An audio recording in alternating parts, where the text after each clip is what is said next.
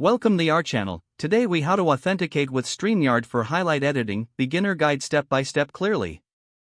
To begin, visit the StreamYard website and log in to your account.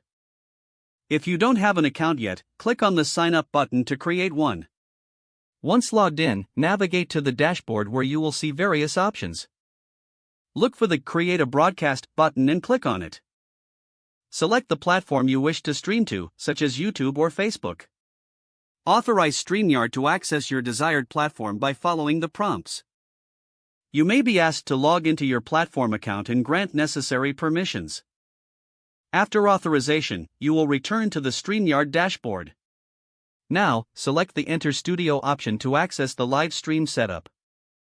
Once in the studio, familiarize yourself with the user interface. To start highlight editing, first record your broadcast or go live. While streaming, use the highlight button to mark important moments. After your session, click on the End Broadcast button. You will receive an option for video processing. Once processing is complete, navigate to the Recordings tab. Here, you can find your previous broadcasts listed.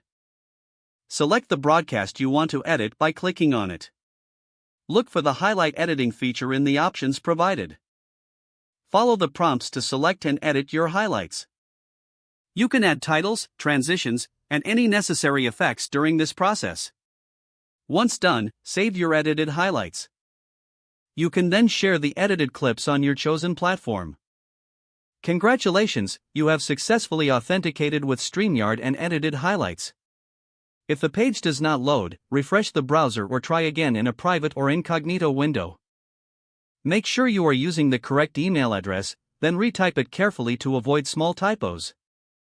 If your password is not accepted, use the reset option and create a new strong password you can remember. Check your spam folder for verification or security emails, then complete any requested confirmation steps. Enable two-factor authentication if available to improve account security and reduce unauthorized access risk. Don't forget to like this video and subscribe to our channel for more step-by-step tech guides.